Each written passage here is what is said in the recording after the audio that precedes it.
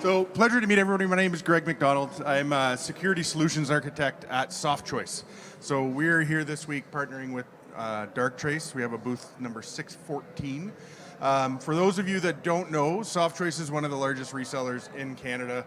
We can help everybody from anything to software licensing to complex solutions. And we continue to invest in the Montreal office as well. So we have dozens of people here based in Montreal, technical expertise as well as sales folks. And as I mentioned, we're here to be able to help with anything IT related. And with that, I'm going to pass it over to Mr. Masson. Thanks very much. All right, folks, just give me a second while I get my stopwatch up so I make sure I don't speak over time. Hello, everybody. My name's Dave Masson. I'm just going to check to make sure I still am. Yep, I'm still the VP of Enterprise Security. I once discovered I'd been promoted doing a presentation because I thought I was the director, but the slide said VP, so I always have to check when these things come up. As you will notice, the presentation is going to be in English, but I have a bit of an accent. Can you all understand what I'm saying? Okay, and to the interpreters that are working on here, good luck, okay? I'd just like to thank SoftChoice for inviting DARKTRACE along here to the conference, and just to say that second day of the conference, I'm really enjoying it. I hope you are too. It's been very, very interesting. I don't know who that is over there, but that's really loud, okay? Can you hear them? Could you shut up? Right, okay. Anyway, let's get on. We've only got half an hour, and there's an awful lot to get through, so let's get into it. So I'm going to talk to you about the impact of AI in cybersecurity. Hopefully, this is going to be a vendor-neutral talk, to be honest with you, because I'm really going to talk about the subject of AI in cybersecurity. Yes, I'm going to say a bit about what DARKTRACE does, but I'm going to try and keep it vendor-neutral.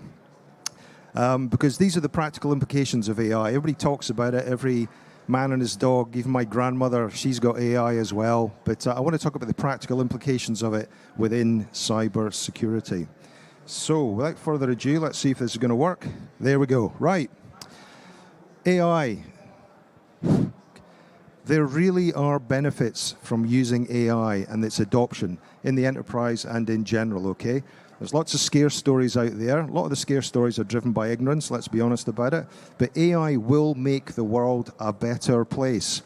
A couple of things you can see up on the slide there, talking about productivity gains, the things you can do with valuable data and the insights you can gain. Absolutely. An increase in knowledge sharing and collaboration, yeah, absolutely. I actually came across an example of how AI actually saves lives just a few weeks ago. It was a hospital in Toronto, where they were testing out the use of AI in testing samples, people's blood samples, saliva samples, that kind of thing, within the accident and emergency part of the hospital. A guy had come in, he'd been bitten by his cat, but he was feeling really, really ill. He'd got a scratch, he felt really, really ill. Normally, it would have taken hours to check those tests. So they had a look at him, told him to sit down, and he was expecting to be there for, 3, 4, 5 hours. Lucky for him, because the tests were done within a minute, and they realized he had necrotizing fasciitis. I don't know if you know what that is, but it means he was about to lose his fingers, his hand, and his entire arm, but they got it within minutes, pump him full of drugs, and he's okay. Perfect example of the benefits of AI. Another thing that AI does, it offers time and resource and efficiency gains. Now, that's not just so we end up doing more work, okay? And doing it quicker. That's so we can do more quality work rather than having to do heavy lifts all the time. So AI is an absolute bonus. That statistic there is from Harvard Business School. 40% productivity gains, improvement in workers' performance when using generative AI. I am going to touch a little bit on generative AI within the boundaries of its capabilities. A 40% increase in productivity is absolutely huge, okay? At Gartner last year, Gartner effectively said, adopt AI or get left behind. That's how important this subject is. But I'm going to talk about AI in cybersecurity. But before I do, I better say a little bit about how the bad guys are using AI. So how's the threat landscape changing because of AI? There's a bit of a democratization going on, if that's the correct word, in amongst threat actors who are attacking us using cyber attacks. And what AI is doing for them is it's really lowering the barrier to entry for people to carry out cyber attacks. It really is. If the older and bolder amongst you can cast your mind back, I think it was 12, 15 years ago, A certain nation state carried out a massive attack against Sony Pictures International. Does anybody remember that one? Yeah? Okay. Now, back then, that took the resources of a nation state to carry out that scale of attack. But now, thanks to AI, your 14-year-old hoodie guy in a basement somewhere could do 20 Sony Pictures attacks in a morning. That's what AI does. You don't need any technical expertise now. As a malware gangs who rent out their malware to people, they've got a bigger audience to buy that malware and use it. And absolutely, it means more people can get involved in carrying out cyber attacks now. Something else that AI is doing is increasing that interconnectivity that we've become so used to in our lives. Literally, the threat landscape is getting bigger and bigger. There are more and more opportunities for threat actors to exploit thanks to AI. People talk a lot about IT and OT convergence, which to me always sounds like it's something that's ongoing. I think the convergence has actually happened now, to be honest with you, thanks to AI. But that's another example of more places that a threat actor can now use to get inside a network and do whatever damage they're actually going to do. And last but by no means least, something that AI is doing for threat actors, it's actually boosting what I call the 4 letters in English that begin with the letter S. It's boosting the speed of their attacks. Now, their attacks were very fast, moving at greater than humans can deal with already, but it's boosting the speed of their attacks. It's boosting the scale of their attacks, so you now get multi-domain attacks. They're not just having to go at you with phishing, they're literally all over your network at one go, sometimes carrying out a DDoS attack to divert your attention while they're doing something elsewhere. It's also improving the sophistication of their attacks. They're becoming more sophisticated. And bear in mind, they don't need to necessarily have fantastic technical prowess to do that, because they can actually say to a broken LLM, hey, go and write me some software. I saw a study the other week that showed there's now 211 broken LLMs on the dark web. Apparently they're called malas, who knew, to write the software for them. And the last S that AI is boosting is their success, okay? They're becoming more successful thanks to AI. So speed, scale, sophistication, and success. That's what AI has brought to threat actors in the cybersecurity sphere. So how are the good guys? How are we using AI in cybersecurity? First of all, I just want to take you through a quick journey, an AI journey of AI adoption. This is what we in DARKTRACE have seen. So we've been doing the AI gig since 2013, so that's 11 years now. So we've got a lot of experience in seeing how people actually deal with AI. It usually begins with good old-fashioned automation. The automation of repetitive tasks, basically taking off some of the heavy load for teams to do. But it's very rules-driven. This is, if you see this, do that. If you see that, do this, that kind of thing. Very common. That's where most organizations usually begin. But then with various types of machine learning, and don't worry, I'm going to go into greater depth in a second, we see people using AI to do the information gathering, using the AI to provide some insights for human beings, which is upskilling your team members. The AI can give decision suggestions. Notice I said suggestions there. But at this stage, humans are still in the loop, okay? Humans are definitely still in the loop. Humans are part of the process. AI isn't doing all the thing. And then what we see is organizations and human beings moving on to full autonomous adoption of AI, where the AI does everything. There is no human in the loop now. AI is not only providing the insights, but AI is actually taking the decisions. And folks, in cybersecurity, that's quite a leap of faith for a lot of people. AI deciding what's malicious on your network, and then AI actually taking the action to stop it. You still get human testing and verification. The human isn't in the loop. The human's not part of the process, but I really must emphasize that the human is still around the loop, okay? There's still a driver on the bus. There's still a pilot in the cockpit. This is very important for you to understand. This isn't Skynet. This isn't about replacing human beings. This is about supporting that scarce human resource that we can't find enough of. Anyway, that's the sort of journey that we've seen in DARKTRACE over the last 11 years. People talk about we're boosted by AI and machine learning. What do they mean by machine learning? There's lots of types of machine learning, but in the cybersecurity area, there's basically 4 types, and I'm going to talk about them now. You can see the big circle in the middle is artificial intelligence. Within it, You have various types of machine learning and various other types of AI techniques that are used. I might talk about some of these later on if we've got time. But when it comes to machine learning, there's 4 basic types. The one that you will have seen most of, and which about 95% of the cybersecurity market uses, is supervised machine learning. This is where there is a training data set that is used to train the AI. It's a training data set of bad guys' data, but it's been cleaned up, fixed, curated, whatever words you want to use, labeled, and it's used to train the AI, okay? That's supervised machine learning. It's a bit like your old rules and signatures approach. It's just boosted now by AI. It's more efficient to do it that way. The other type of machine learning you will come across a lot, and this is the core technology that we use at DARKTRACE, over on the far side there, is unsupervised machine learning.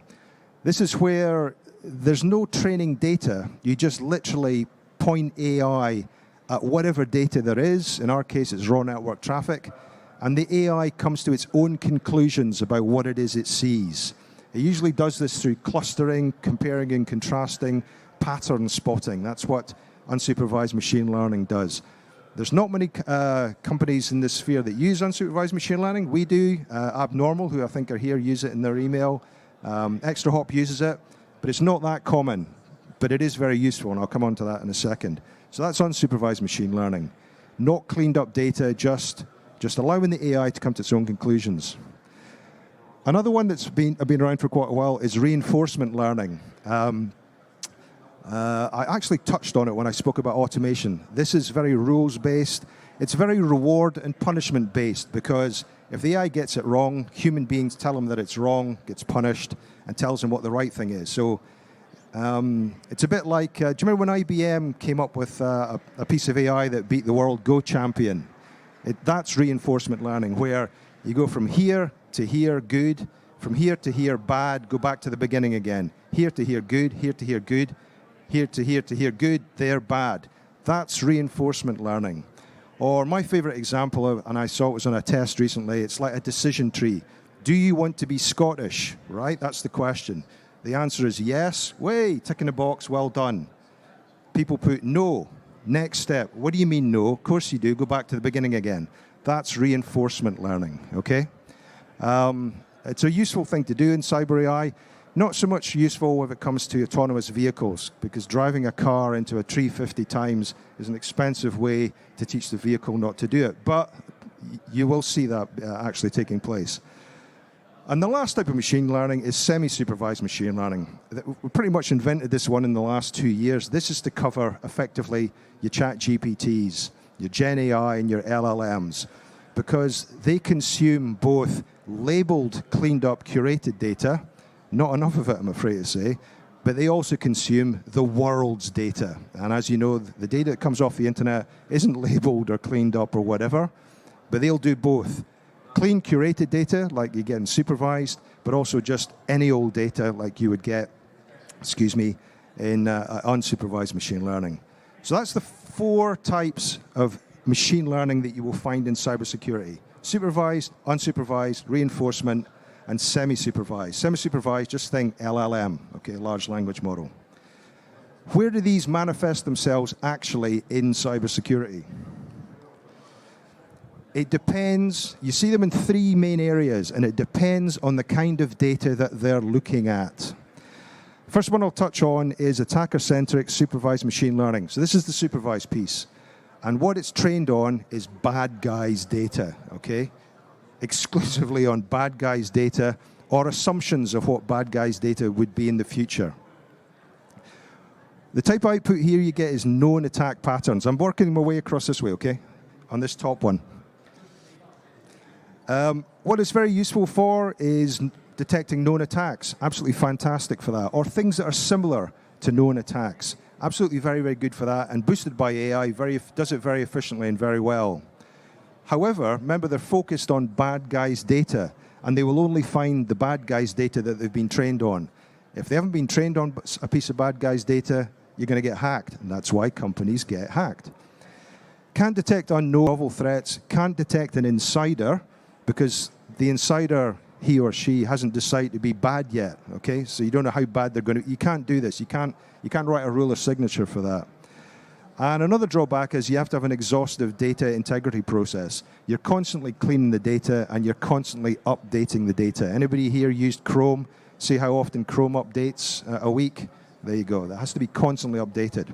But it's a very valid approach. The next one I'm going to touch on is the one down here, the open source generative AI, your large language models. Again, these are pre-trained on the world's data, the internet, that great organ of truth, the internet, or whatever large data lake that you have. So Microsoft Defender, Microsoft has a massive amount of threat intelligence, threat data, and it's used to train Defender on that. Again, another very, very valid approach. What this is really great for is data retrieval. I'm sure you've all had a go using ChatGPT or Anthropic's Claude or something by now. Fantastic for doing that. Really good for content summarization. So if you've got your company's business plan, you can stick it in ChatGPT and get it to summarize it. Don't do that, okay? Because remember, whatever you put into ChatGPT, the whole world gets to use later on, right? But it's great for content summarization. And it's really great for content generation. In my world, I'm forever writing PowerPoints, and now I can just say, hey, Claude, go and write me a PowerPoint based on whatever it might be. It's very, very good for that kind of thing. But what LLMs can't do is detect or action attacks. It can find out information on the threat group or the type of attack or whatever, or it can write code for you, but it will not find or stop attacks. It's also open to confirmation bias. The information that you get out of an LLM depends on the type of question you put in, okay? I'll give you an example. You've got a device on your network that's beaconing out to a 100% rare IP address in, let's say, North Korea. Hope there's nobody from the DPRK here today. And a cyber analyst might say, is this malicious? And we'll get an answer based on his or her question, is this malicious? But an OT engineer might say, is this legitimate? It's a different kind of question, and we'll get a different answer and different suggestions. And both of those suggestions that they get, whether it's malicious or legitimate, might actually just end up being a complete waste of your time. So you've got to be careful about confirmation bias.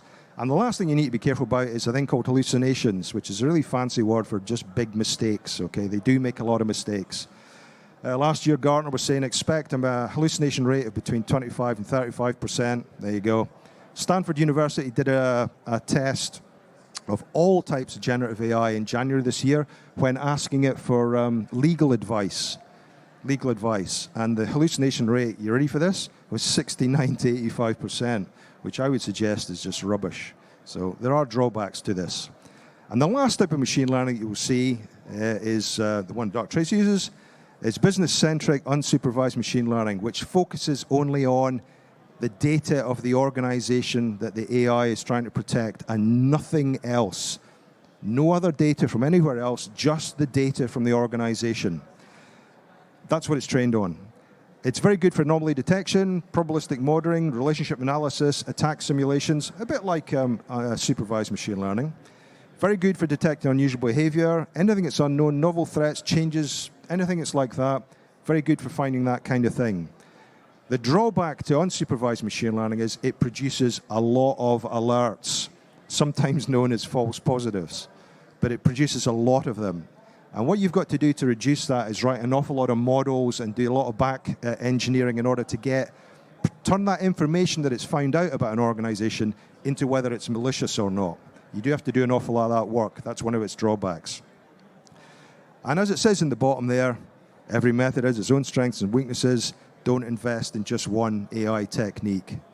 So 4 types of machine learning, and they manifest themselves in 3 types of ways on networks, depending on the data they're focused on, whether it's the world's data, bad guys' data, or the organizations or the enterprise's data. It'd be remiss of me not to talk about what DARKTRACE actually does. Just give me a second while I call my... Do you know I forgot to start a stopwatch? And I don't have a watch on. How many minutes have I got to go? 10 minutes, right. We take a multi-layered approach to using AI. Our core technology is unsupervised machine learning, using that to find novel threat. Things, it doesn't need to know what it's looking for, finds it because threat affects a change on a network. Knows of you, not of you, and when it's not of you, how not of you it is. That's when we're using our unsupervised machine learning. We use Bayesian probabilistic methods to classify what's going on. By the way, I'm not a Bayesian mathematician, so for God's sake, don't ask me any questions about Bayesian recursive estimation, but we've been using that for a long time. Yes, we do use generative AI. We do use deep learning engines. My favorite is our use of graph theory. We use graph theory to plot the routes that an attacker takes on a network and show you that visually. But because the AI can do that, the AI can actually then show you all the paths that an attacker could take to get to your crown jewels before the attackers find them. Great way of actually doing preventative work using AI. Yep, we use large language models and natural language processing for producing the language for the results that we come out of. And the AI decides whether it's going to use an LLM or NLP. It just decides at the time in any language you like. The piece at the bottom there, which says post-processing the output of our AI engine, this is basically giving you a score and explaining the results. It's very open. There's nothing hidden. There's no black box about this. You can look at the models, change them. The AI will tell you why it's come to its conclusion. It will give you a confidence score between 1 and 100. And obviously, if it's 90, you need to get on it now rather than when it's at 10 because it's a bigger change. And we do that in order to encourage people to trust the AI. And last but no means least, our cyber analyst piece is our biggest example of supervised machine learning, where we've automated the analytical function, the triage, investigative, hypothesis building function of AI analysts, because our analysts are the training data set for it. Our AI is constantly monitoring, looking at how our analysts investigate, and has learned from them how to do the investigations themselves. Again, this is not to replace analysts, it's to take the heavy load off them. Remember I mentioned all those alerts that are produced? Rather than a human being investigating them, the AI does it in seconds, does it for you. Before I go, I just thought I'd give you some top tips on some questions to ask AI vendors in the cybersecurity area when we come along and say, we've got AI, we're powered by AI, we're based on AI, and all the rest of it. I'm not going to go into all of them because I haven't got time, but you should actually ask, well, what type of machine learning are you using? Okay, ask what is it? What part in the solution does the AI actually play? And also, when they say, oh, we use supervised, ask, why did you choose to use supervised machine learning? Ask them why they've chosen that approach, because their answer will help you determine whether that's the type of AI cybersecurity product you want. When it comes to the models, ask if they're pre-trained, how are they retrained, how often are they updated, okay? You don't want to buy something and it only gets updated every 6 months, okay? It really needs to be updated in real time, all the time. Ask about security. How are they protecting their algorithms? Looking at the training data, yep. What is the data integrity process? Is it continual? Where do you get your data from? Are you getting your data from the bad guys' world? Are you getting your data from the internet? Or in our case, are you getting your data from my organization? Do ask that. And looking at transparency, does the vendor explain the AI with confidence scores? Yeah, that's what we do. We'll say that we're 90% confident that this is a problem, or 80% confident, or 60% confident, rather than just saying we're confident. You should ask them to give a score to what their actual results are. You should also ask, is it customizable? Is the human still around the loop or in the loop? Okay? Am I still in charge? Can I make changes? Can I say no? Can I stop it? About a year ago, after ChatGPT came out, I was noticing that CEOs' attitudes to LLMs were either fantastic, I can't get enough of it, or how do I switch this off in a heartbeat? Nobody seemed to be in the middle. But you need to be sure whether human beings are still part of the solution here. And last but by no means least, where's your data stored? Where does it go? Does it stay with me? Or are you importing it off to the cloud somewhere and doing your magic there and then sending it back? These are questions you should always ask of vendors who say that they use AI. I'm just going to look at my colleague there and see how many minutes I've got left. Apparently, I've spoken so quickly, I've got 5 minutes left. Would anybody like to ask me a question? Would anybody like to humiliate me while I'm on stage here and ask me one of those Bayesian recursive mathematics questions, which I just can't answer, okay? Is everybody comfortable with understanding the 4 types of machine learning? supervised, unsupervised, reinforcement, and semi-supervised. Are you all comfortable understanding that you see it in 3 areas, but the areas depend on what data you're looking at? The world's data, LLMs, bad guys' data, that's supervised machine learning, 95% in the market, or is it the organization's data? Oh, sir.